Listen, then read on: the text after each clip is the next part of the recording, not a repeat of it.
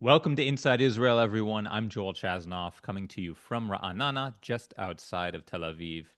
It is the week of July 16th, 2025, and this is episode 90 of Inside Israel. This one is entitled The Most Israeli Army in the World. And I'll, of course, explain what that means in a couple of minutes. Before we start, though, I do want to announce my fall tour. Sometimes you guys email me and ask if I'm coming to your parts of the country, what I'll be speaking about, etc. And I am now officially setting up a fall tour of the US and Canada. And this one's going to be a bit different. In the past, I mostly focused on comedy. I'm actually a stand up comedian by trade. You might not know that listening to this podcast, which tends to be often very introspective and serious, and sometimes even maybe a downer given the news of that week. But for 20 plus years, I've made my living primarily as a stand up comedian. And typically, I've toured North America and really the world performing stand up comedy for Jewish audiences. One issue, though, with being a comedian is that the pricing is high. The price for a stand up comedy show is sometimes beyond what a smaller synagogue or a smaller community can afford, or even in these times, what a large community can afford. So, what I'm doing this fall is I'm doing a lecture tour. Certainly, those of you who are interested in comedy, I'll be happy to do that. But I am offering some lower priced options by giving these Israel oriented lectures throughout North America. Topics are exactly the topics that you in this audience would be interested in, including Tohar HaNeshek, which is Israel's code of ethics in battle. In this workshop, I don't want to call it a lecture because it really is interactive. We go back and forth and you ask questions and we debate together. And in this particular one, we talk about Israel's code of ethics in wartime. What does it mean to have a code of ethics that is actually the most stringent one in the world?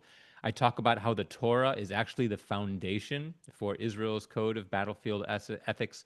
And of course, I give you real live examples of dilemmas that soldiers have recently faced in Gaza and in the West Bank and Lebanon, and talk about how they use the code of ethics to navigate that kind of murky territory. So that's one of my most popular lectures. Another one is called Hebrew is Magic. If you sign up for my newsletter, you know what that is like. We talk about some of my favorite Hebrew words and the life lessons that we can learn from these Hebrew words. And again, that, like Torah and Neshek, is a text study that we actually go through and talk through together. I have a salad making workshop where participants make 4 Israeli salads, and then I talk with them about the various immigrant groups that brought these recipes and ingredients to Israel and why Israel's geography, being such a small country, it still manages to be really a culinary dream. You can create so much wonderful food here in Israel simply because of the climate and the unique geography. And finally, I have a lecture called Inside Israel, which is very much like this podcast. I talk about what it's like to be Israeli in the year 2025. Not what you see in the headlines, but the average Yossi and Tali on the street. What are they going through? How are they managing during these challenging times, economically, socially, in terms of their families? And of course, there's Q&A after all of these. So if you are interested in a visit to your community, it's really simple. Just contact me through my website. I put that in the chat. joelchasnoff.com is the website where you can reach me. And I'd be really happy to see you this fall on that North American tour. And now, on to today's episode of Inside Israel. So, as I mentioned, the title of today's episode is The Most Israeli Army in the World. And before I dive into that, I want to share a quick story from this weekend. It happened on Shabbat. I took really a day off, what Shabbat is supposed to be, and rode my bike to Tzuk Chof Tzuk, it's called, in Tel Aviv, the cliff beach. All in all, it was about a 25-kilometer ride. So really a great ride. And then I went in the water. It was just beautiful, almost perfect water, I would say, this weekend in Tel Aviv. Warm, huge waves. Just really a great place to recharge and sort of escape it all. And at one point, while I was in the water, a military helicopter flew not quite overhead, but sort of out to sea, but in clear view of all of us on the beach. And mine was not the only head that turned up to the sky and noticed this helicopter flying south toward Gaza. a lot of us were noticing this helicopter flying by. And the reason we took notice is because we know what this means. When a military helicopter flies south toward Gaza, typically it means that a soldier has, God forbid, been injured or killed, and that there's some sort of operation now taking place to extract that soldier or soldiers back into a hospital in Israeli territory. Likewise, when you're in Israel and you see a military hospital flying toward the Tel Aviv, Petah Tikva area from the south, you know that it's probably going to the main military hospital to take care of an injured soldier. So we're very aware, and our eyes and ears are constantly attuned to the idea that there is a war going on. As I was in the water, I was thinking about, is this what it was like in Vietnam to be on R&R and you're in the beach, on the beach as a soldier, maybe in the water, and you see military helicopters flying by to rescue, your fellow comrades. Americans do not fight wars on their territory. American military operations have always been hundreds, if not thousands, of miles away, where it's a bit out of sight, out of mind. But at the beach this past Shabbat, it was really on my mind as that helicopter flew overhead that, it. I made note of the time. It was around 2 p.m. Israel time, and I made note to check the news later on that night after Shabbat to see if anything had happened. And indeed, later on that night when I checked the news, there was a timestamp of 3:30 p.m. on the Times of Israel website about two soldiers being injured in northern Gaza, one moderately, one lightly. And I would imagine that that is what that helicopter was flying towards. I don't know that there's really a point or an end to that story, other than just to give you a little insight of what it's like to live in Israel right now and how realities mix, the reality of war and the reality of spending time in the Mediterranean Sea on Shabbat. Those come together, and you can really never separate normal life from the fact that we have a conflict going on right now.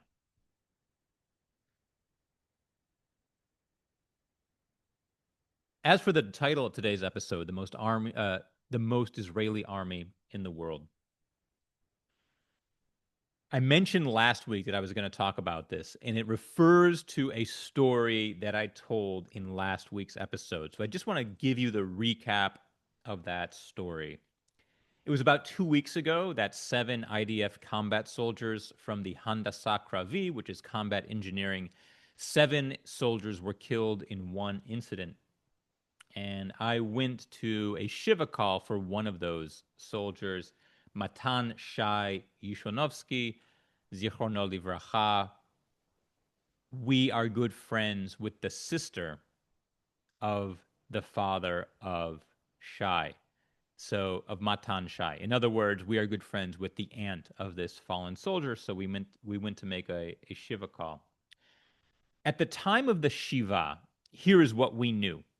We knew that these 7 soldiers from the Combat Engineering Brigade were standing outside a house in Gaza, really in preparation to blow the house up because they discovered tunnels inside, and so they're going to detonate the tunnels and then detonate the house. When all of a sudden they noticed that there were Hamas operatives nearby, so they followed protocol. They called in an airstrike from the Air Force to take out these terrorists from Hamas. And then they went inside their Puma. The Puma is an armored personnel carrier, an APC. And this, again, is protocol. They went inside the Puma with the intention of closing the doors on top and then staying inside where they would be safe from the Air Force strike that would take out the Hamas operatives. But what happened instead is somehow a Hamas operative was able to climb onto this Puma APC and throw a bomb through the hatch on top into the APC, killing all 7 soldiers inside. And the way this was reported in the media was really as a lightning struck once kind of incident, that this kind of procedure happens hundreds, if not thousands of times in Gaza, where they call in an airstrike and go into the APC, take cover, and It goes absolutely fine. But this was the 1 in a million time when it did not go as planned, when there was a freak accident. And so it was really just seen as an outlier. So that is what we knew at the time.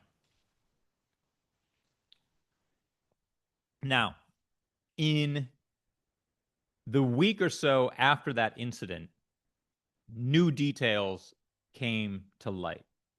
And what really emerged is that there were 4 failures on behalf of the IDF that led to this tragic incident in which 7 soldiers were killed. So, number one, there is a back door to the Puma APC where soldiers can escape should something like this happen. However, that back door, the latch was broken, and so the door would not close.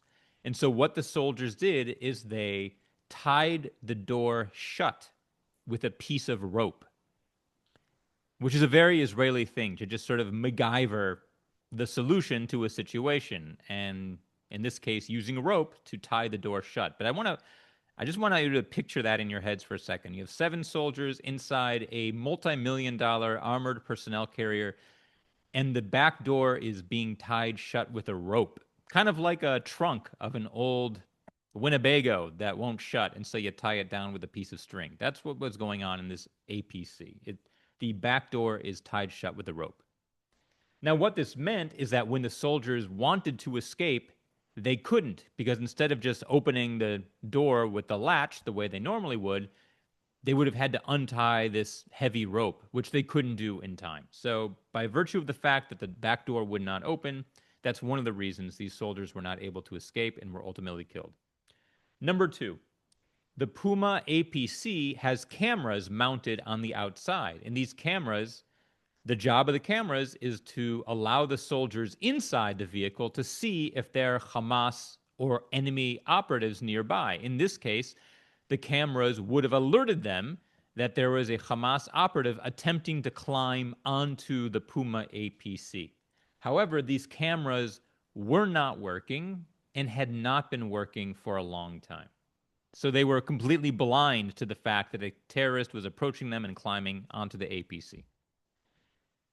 Number three, the third failure. Both of these issues, the broken back door and the cameras not working, had been reported to officers many times, but the officers ignored their complaints, basically saying, it'll be okay. You need to use this vehicle anyway. We don't have enough vehicles, so you don't have a choice. Despite the fact that these problems exist, the back door won't close, the cameras aren't working, you need to go out on your missions anyway. And number four, there's actually a better vehicle available than the Puma. The Puma is the second generation. The newest generation is the Namer armored personnel carrier. However, the other battalions in the brigade all received it, but this battalion did not receive it. So all the other battalions were using the updated, most newest version of APC, the Namer. This unit was using the Puma, which was just largely old and out of date. So in other words, this tragedy was completely preventable. This was not soldiers being ambushed by soldiers and the soldiers fought back valiantly but were taken out. These are 7 soldiers who followed protocol, and yet they died anyway because of these 4 complete breakdowns in the system. And their deaths are 100% would have been preventable. And the word they're using here in Israel is meyutar. Meyutar means, it kind of means extra, but it also means unnecessary, related to the word yoter, more than. Like these deaths were meyutar. They were not at all necessary. Some have even been accusing the government and the army of murder in the fact that they knowingly sent soldiers into battle with equipment that was known to be broken. And to be honest with you, I can't say that I disagree with that. In a way, this is a form of murder. Not first degree murder, but one of those lower degree forms of murder. If you are going to send soldiers into battle after they've told you their equipment doesn't work, life saving equipment doesn't work, but you send them anyway, how is that not murder? Someone needs to be held accountable. And of course, there's going to be an investigation, and I'm sure they'll find all sorts of things, and maybe someone will lose rank, but at the end of the day, well, we'll talk about at the end whether or not something will actually change. So, what is my take on this? My take is actually very similar to that of many Israelis, which is that I'm absolutely horrified, but at the same time, not necessarily surprised. And here's why. First of all, the IDF is very much a reflection of the Israeli personality. And that's what I mean by the title of this episode, that the Israeli army is a very Israeli army.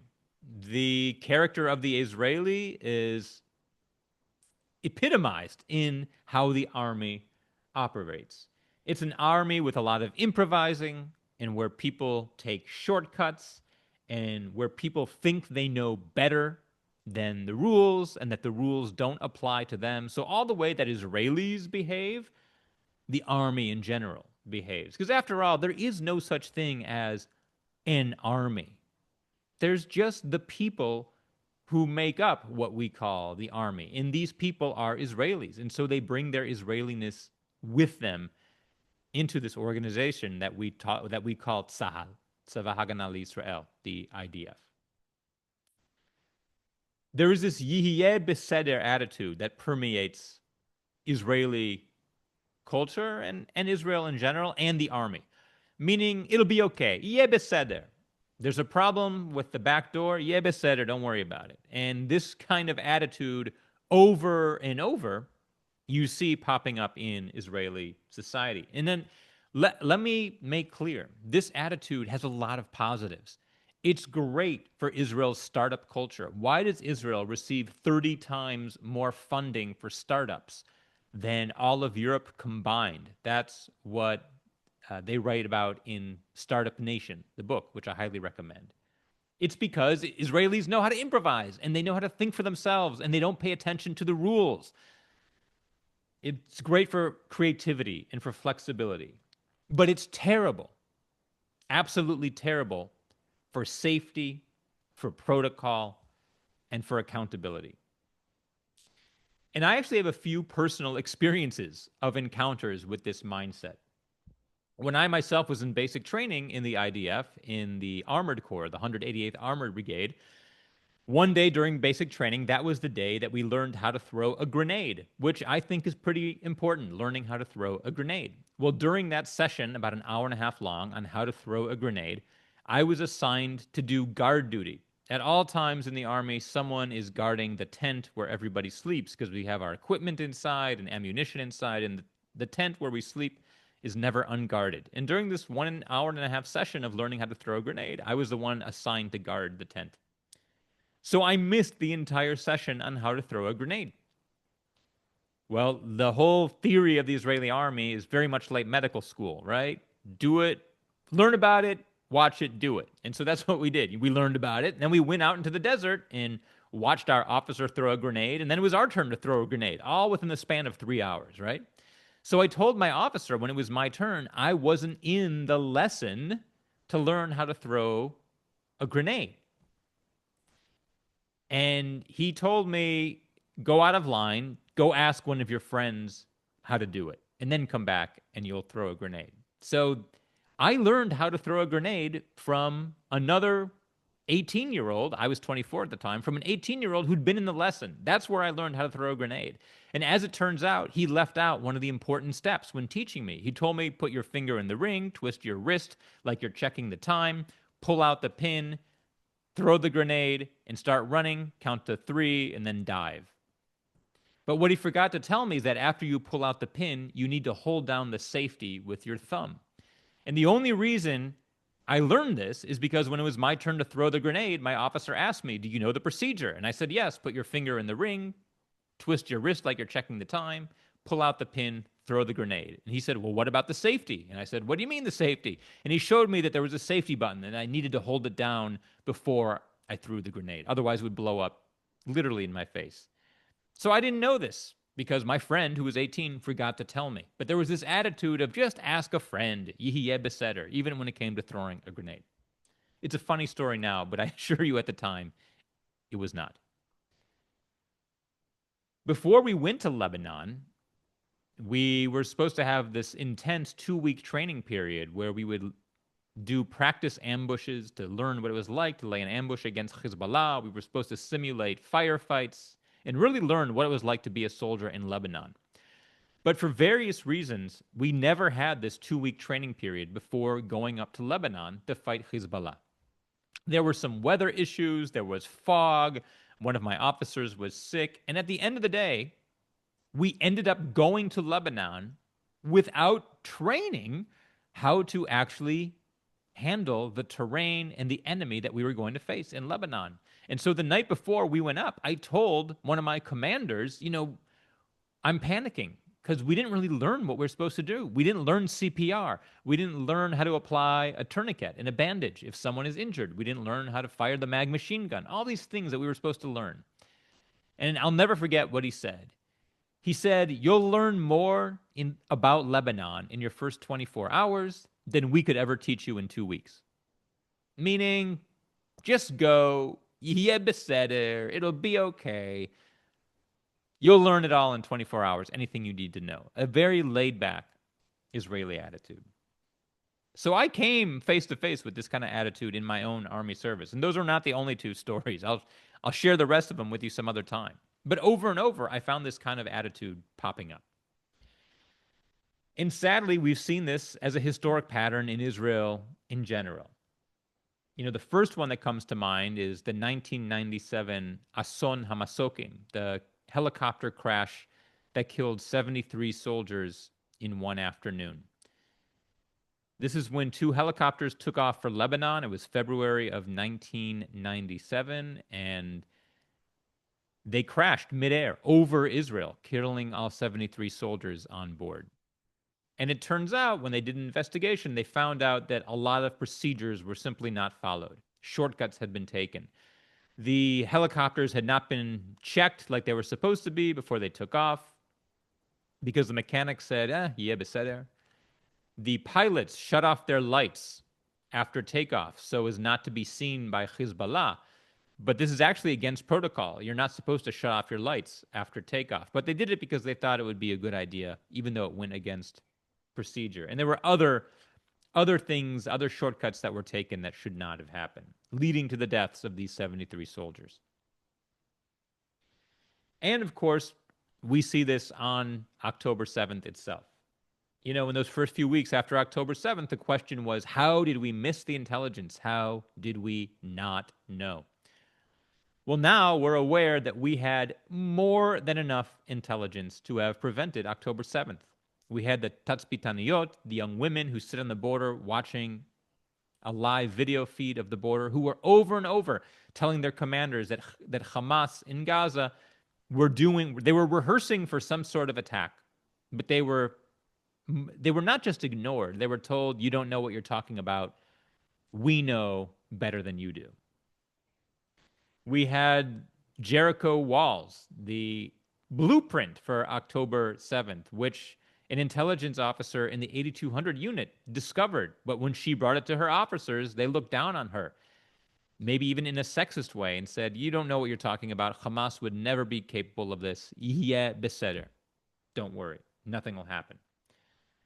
And there's many other instances of where pre-October 7th intelligence was out there, but it was simply ignored because of this Israeli hubris, this idea that we know better and the rules don't apply to us. And I want to tell you why I'm telling you this. I'm always concerned on this podcast that you're going to love Israel less when you hear these things that I tell you. But of course, that's not the point. My point is that you'll love Israel just as much, maybe more, because you'll realize how complicated it is. Like any real good love is complicated. But I want you to know the parts of Israel that you are not going to hear on your tours and in the speeches you hear, and that you're not going to hear at your IDF fundraisers that you attend. They're never going to tell you about this side of the army. They're never going to tell you that the army is human and therefore it is flawed, but not just flawed, but in a uniquely Israeli way. Look, I still think that man for man, the Israeli army is the best army in the world, is the strongest, the most skilled, and the most ethical. But it's important to point out the mistakes that are made when they are made. And with the deaths of these 7 soldiers in the Namer, which was completely preventable, major fashlot, which is slang for mistakes, major mistakes were made. I also want to tell you that for me personally, this is probably the hardest part about living in Israel. It's not the Hebrew, because my Hebrew is actually pretty good. It's not the economy, because I do have that ability to go back to the US and Canada and tour and earn a foreign currency, and the REIT works, and so we're doing okay. And plus, I'm not paying for day school anymore, so that's a little bit of money saved. It's that Israeli lack of accountability. That is what is so hard for me to see a motorcycle driving on the sidewalk, speeding on the sidewalk, and there's no cops around who will give it a ticket. There's just no accountability. It's the lack of rule following, the idea that everyone knows better than the rules and that the rules don't apply to them. And I'm not saying that I'm some, willy-nilly rules stickler, but the idea that you can drive a motorcycle on a sidewalk or drive a car in reverse the wrong way down a one-way street, or drive your car not in reverse, but forwards down a one-way street, which I've seen plenty of times. And in so many other instances, this lack of respect for rules and accountability, that for me is the hardest part of living here. So there's a personal element as well. Now, will it change? Will this investigation into the deaths of these 7 soldiers actually lead to anything different?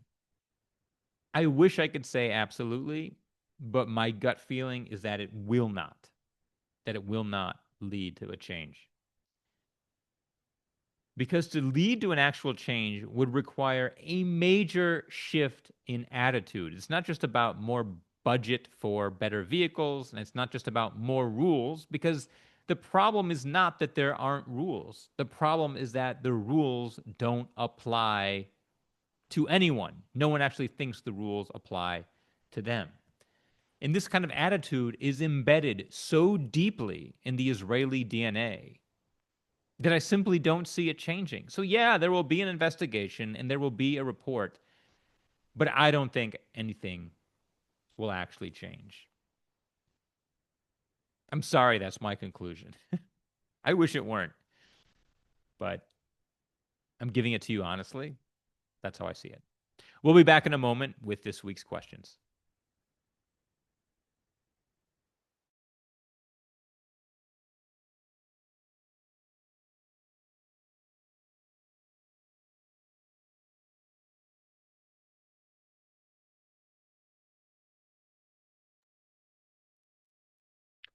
And welcome back to Inside Israel. I'm Joel Chasnoff. And our first question today of 2 comes from Lynn. And it's actually a very cool Hebrew word and grammar question. She writes, I just want to clarify. I'm also very interested in Hebrew and its grammar and nuances. I had always pronounced the word lehavdil with emphasis on the final syllable, the way I did right now, lehavdil, which means to separate or to distinguish, lehavdil. However, last week on your podcast, you talked about the word lahavdil, the way Israelis say it when they're trying to distinguish between negative and positive ideas. Like I gave the example that if you were to talk about a funeral and then you were to talk about a child's graduation ceremony, between those two, you would say lahavdil. So you'd say, I attended a funeral 3 days ago. Lahavdil, last night, I attended my son's graduation, which actually was the case for me last week. I attended both in the same 6-hour period. It was eerie, but I used the word lehavdil to distinguish. And she's asking, why was the syllable on that hav and not the deal? Lehavdil, not lehavdil. And the answer is that, well, I don't really know the answer, but it turns out that with a lot of slangy words, the emphasis is put on a different syllable than normal. And the other examples I can think of this have to do with names. Like in the Bible, the hero of the Exodus from Israel is Moshe. But in Hebrew, when you meet someone with that name, you call him Moshe, not Moshe. Or the name Elon. Now, an Elan is a tree, an Elan. But for whatever reason, when saying the name, you don't say Elan, you say Elon. I don't know why, but it's sort of a quirk of Israeli pronunciation that when saying familiar words, the emphasis is put on a syllable that you wouldn't ordinarily put it on in correct grammar. Sorry, I don't have a better answer for you, Lynn, but it was a great question. Okay. Lloyd asks a question that's actually pertinent to some news that just broke in the last 48 hours. The question's from a couple of weeks ago, but I think it relates to something we're hearing about just now. Lloyd writes, do I have any thought, meaning Joel, do you have any thoughts about the timing of our Israel's attack on Iran? Perhaps did Bibi attack Iran specifically when he did in order to avoid a no confidence vote in the Knesset related to Haredi army service laws to avoid a fall of his government? And I talked about this a little bit, that, yeah, there was talk among some in Israel that the attack on Iran really did seem perfectly timed to avoid a lot of turmoil in the government, in the Knesset, and possibly the government collapsing.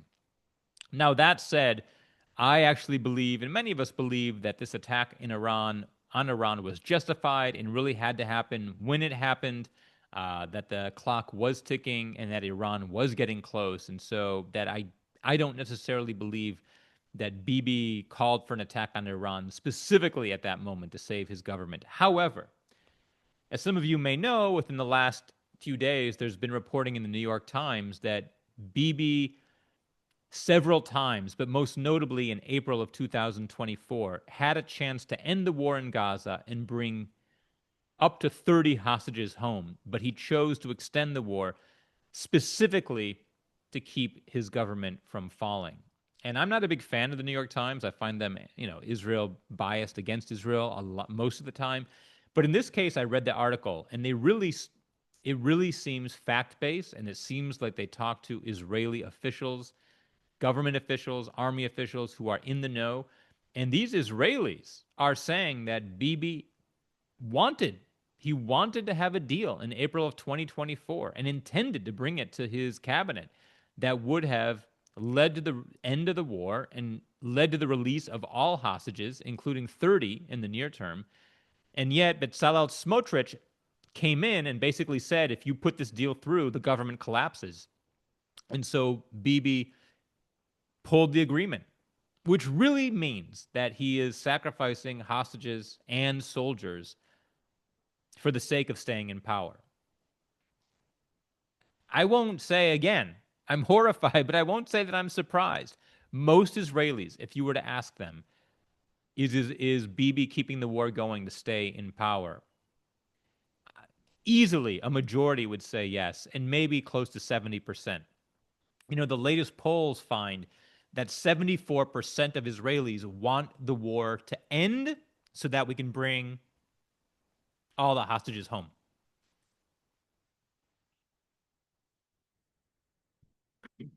So it's pretty common belief right now in Israel that the war is going on mainly so that Bibi can stay in power.